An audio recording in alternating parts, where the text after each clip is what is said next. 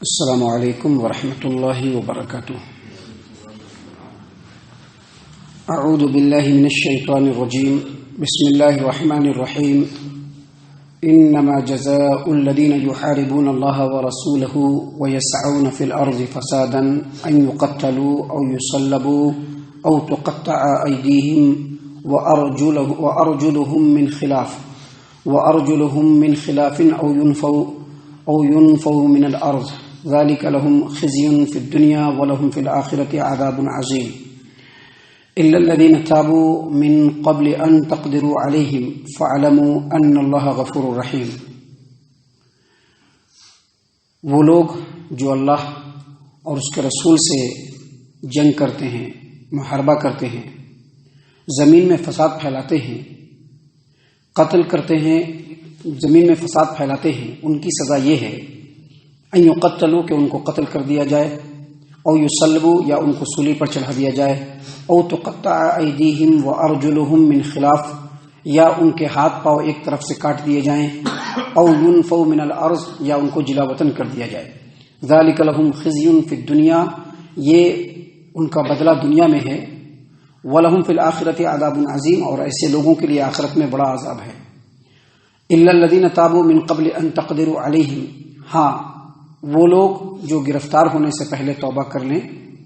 فاعلموا تو جان لو تم لوگ کہ ان اللہ غفور الرحیم، بے شک اللہ تبارک و تعالی گناہوں کو بخشنے والا اور اپنے بندوں پر رحم کرنے والا ہے۔ معزز سامعین کرام، سورۃ المائدہ سورہ نمبر 5 اور اسی سورت سے ابھی آپ کے سامنے آیت نمبر 33 آیت نمبر 34 یہ دو آیات ابھی آپ کے سامنے تلاوت کی گئی۔ سامعین کرام، آیت کریمہ کا ترجمہ آپ نے سنا، اور اس آیت کریمہ جو بھی آیت نمبر 33 ہے اور 34 اس کا شان نزول ہے، یعنی ایک واقعہ ہے جس کی وجہ سے یہ آیتیں نازل ہوئی۔ واقعہ صحیح البخاری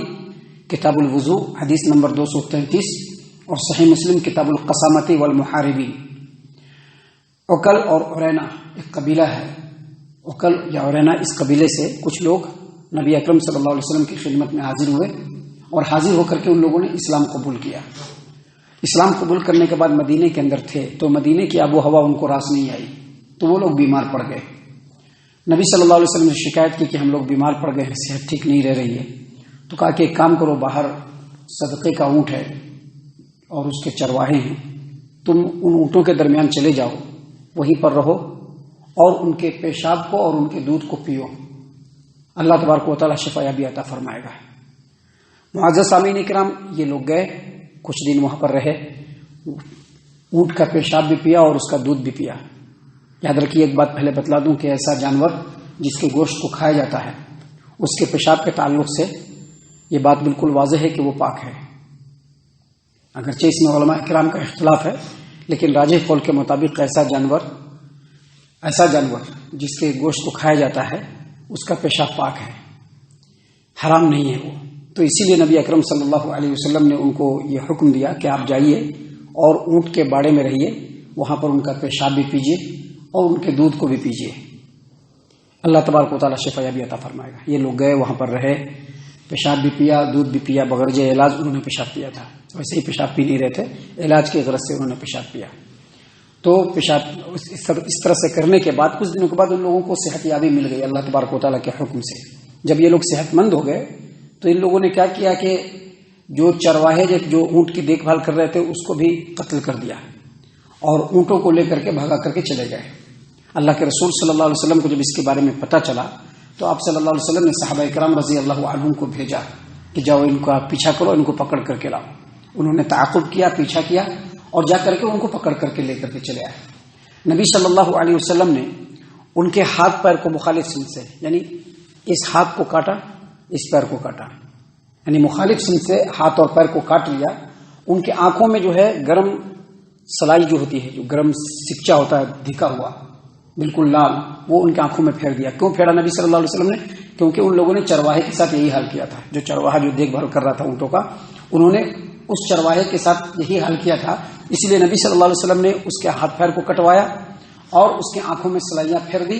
اور پھر اس کو دھوپ میں ڈلوا دیا۔ روایتوں کے اندر آتا ہے کہ وہ لوگ پیاس کے مارے پانی پانی مانگتے تھے، لیکن ان کو پانی نہیں دیا گیا اور اس میں وہ لوگ مر گئے۔ اس وقت اللہ تبارک و تعالیٰ نے یہ دونوں آیات نازل فرمائی۔ اللہ تبارک و تعالیٰ نے کیا فرمایا کہ انما جزاء الذین یحاربون اللہ ورسولہ ویسعون فی الارض فسادا، بے شک وہ لوگ جو اللہ اور اس کے رسول سے محاربہ کرتے ہیں، یعنی جنگ کرتے ہیں اور زمین میں فساد پھیلاتے ہیں۔ یہاں پر یاد رکھیے محاربہ، یہ جو آیت کریمہ ہے اس کو آیت محاربہ کہتے ہیں۔ محاربہ کہتے ہیں ایسے محاربہ کرنے والے جو لوگ ہوتے ہیں، وہ ایسا گروپ ہوتا ہے، ایسا جتھا ہوتا ہے جو بالکل منظم ہوتا ہے، ان کا کام سسٹم کے ساتھ کرنے کا ہے، اور وہ لوگ اسلحہ کے ساتھ لیس ہوتے ہیں، اور ان کا کام کیا ہوتا ہے کہ اسلامی حکومت کے دائرے میں یا اسلامی حکومت کے دائرے سے لگا ہوا جو وادی ہوتا ہے، ان وادیوں کے اندر وہ لوگ ایکٹیو ہوتے ہیں، اور ان کا کام کیا ہوتا ہے کہ جو قافلہ گزر رہا ہے یا جو لوگ گزر رہے ہیں ان کے اوپر حملہ کرنا، ان کو قتل کرنا، یا ان کے مال وغیرہ کو چھین چھوڑ کرنا، یا پھر لوگوں کو کڈنیپ کرنا، اغوا کرنا، اور لوگوں کی آبروریزی کرنا، اس کا کام یہ ہوتا ہے۔ اسی کو کہتے ہیں محاربہ۔ اسلام میں یہ بہت ہی بڑا جرم ہے، اور اسی کی سزا اللہ تبارک و تعالیٰ نے یہاں پر بیان فرمائی ہے۔ اللہ تبارک و تعالیٰ نے فرمایا کہ وہ لوگ جو اللہ اور اس کے رسول سے محاربہ کرتے ہیں اور زمین میں فساد پھیلاتے ہیں، ان کی سزا کیا ہے کہ ان کو یا تو قتل کر دیا جائے، یا پھر سولی پر چڑھا دیا جائے، یا ان کے ہاتھ پیر کو الگ الگ طریقے سے، یعنی ایک طرف سے، ایک طرف کا ہاتھ کاٹا جائے، ایک طرف کا پیر کاٹا جائے، یا پھر ان کو جلا وطن کر دیا جائے۔ تو یہ جو سزا ہے صرف مشرکین کے لیے نہیں ہے، اگر کوئی مسلمان ہو اور وہ اس طرح کی حرکت کرے تو اس کو بھی یہی سزا ملے گی، جیسا کہ آپ دیکھ رہے ہیں حدیث کے اندر آیا تھا، اسلام قبول کیا تھا، اور اسلام قبول کرنے کے بعد بھی انہوں نے اس طرح کی حرکت کی۔ صحیح بخاری کی روایت میں آتا ہے کہ راوی نے کہا ہے کہ ان لوگوں نے اسلام لانے کے بعد کفر کی طرف بھی پھرے، اسلام لانے کے بعد بھاگے تھے، وہ لوگ مرتد ہوئے تھے، قتل بھی کیا تھا،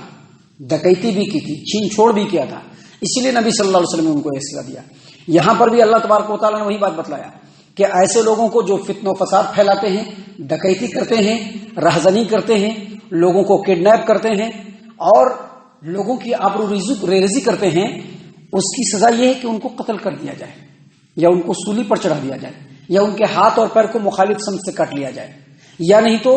ان کو جلا وطن کر دیا جائے۔ یہ جو کئی سزا بتلایا گیا ہے، یہ سزا ہر آدمی نہیں دے سکتا ہے، یہ اسلامی مملکت کے اندر ہوگا، اسلامی حکومت کے اندر ہوگا۔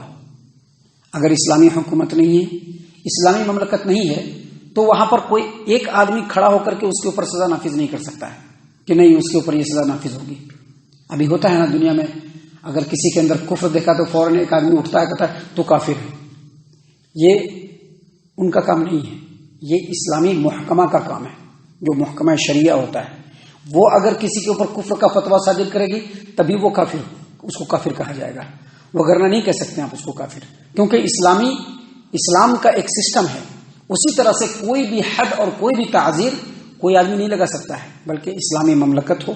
اسلامی حکومت ہو، وہاں کا امام ہو، وہاں کا خلیفہ ہو، وہاں کا بادشاہ ہو، اور وہ دیکھے گا کہ کیا حالات ہیں، اس نے کون سا جرم کیا ہے، اور جو جرم ہوگا اس کو اسی حساب سے ان سزاؤں میں سے کوئی ایک سزا اس کو دی جائے گی، ان سزاؤں میں سے کوئی ایک سزا اس کو دی جائے گی، جیسا اس کا جرم ہوگا اس کو دیکھ کر کے، اس کو سمجھ کر کے، اس کو بوجھ کر کے اس سزا کے مطابق یا تو اس کو قتل کر دیا جائے گا، یا اس کو سولی پر چڑھا دیا جائے گا، یا نہیں تو اس کے ہاتھ پیر کو کاٹ لیا جائے گا، اور یا نہیں تو اگر اس کا جرم اگر معمولی ہوگا تو اس کو جلا وطن کر دیا جائے گا۔ یہ ہر آدمی نہیں کر سکتا ہے، بلکہ اسلامی مملکت میں ہوگا یہ، اور یہ صرف کافروں اور مشرکوں کے لیے نہیں ہے، بلکہ اگر کافر ہے تو بھی، اور اگر مسلمان ہے تو بھی، جو بھی کرے گا اس کو یہ سزا ملے گی۔ اللہ تبارک و تعالیٰ نے فرمایا ذالک لہم خزی فی الدنیا، یہ دنیا کا بدلہ ہے، یہ جو سزا ہے یہ دنیا کے لیے نہیں کہ سزا مل گئی تو اب آخرت میں سزا نہیں ملے گی، یہ سزا ملنے کے بعد بھی آخرت میں بھی اس کے لیے اللہ تبارک و تعالیٰ نے بہت بڑا عذاب تیار کر کے رکھا ہے۔ لیکن اللہ نے فرمایا کہ الا الذین تابوا من قبل ان تقدروا علیہم، اگر کسی آدمی نے اسلامی مملکت میں اس طرح کی حرکت کی اور اس کو پکڑنے سے پہلے اس نے توبہ کر لیا کہ ہم توبہ کرتے ہیں کہ آئندہ اس طرح کا کام نہیں کریں گے، سچے دل سے اگر وہ توبہ کرے، پکڑنے سے پہلے، گرفتار ہونے سے پہلے، اگر گرفتار ہونے سے پہلے اس نے توبہ کر لیا تو اللہ تبارک و تعالیٰ نے فرمایا کہ جان لو اللہ تبارک و تعالیٰ بخشنے والا اور رحم کرنے والا، مطلب یہ ہے کہ اسلامی حکومت بھی اس کو معاف کر دے گی۔ اگر پکڑنے سے پہلے اس نے کمپلیٹلی توبہ کر لیا اور توبہ کے اوپر عمل کرنے لگا تو اس کو معاف کر دیا جائے گا، اس کو سزا وغیرہ نہیں دی جائے گی۔ یہ اللہ تبارک و تعالیٰ کا قانون ہے جو اللہ تبارک و تعالیٰ نے یہاں پر بیان فرمایا ہے۔ اللہ تعالیٰ سے دعا ہے کہ اللہ تعالیٰ ہم تمام کو ان تمام باتوں کے اوپر خوب غور و فکر اور تدبر کرنے کے ساتھ ساتھ ان باتوں کے اوپر عمل کرنے کی بھی توفیق عنایت فرمائے، آمین۔ اللہ تعالیٰ ہم تمام کو صحیح معنوں میں پکا سچا مومن مسلمان بنائے، اللہ اور اس کے رسول صلی اللہ علیہ وسلم کی اطاعت و فرما برداری کرنے والا بنائے، صحابہ کرام رضی اللہ عنہم کے طریقے پر چلنے والا بنائے، جنت الفردوس میں جگہ عطا فرمائے۔ اے اللہ ہم تمام کو جہنم سے پناہ دے، اے رب العالمین ہم تمام کو جہنم سے پناہ دے، اے مالک الملک ہم تمام کو جہنم سے پناہ دے، آمین یا رب العالمین۔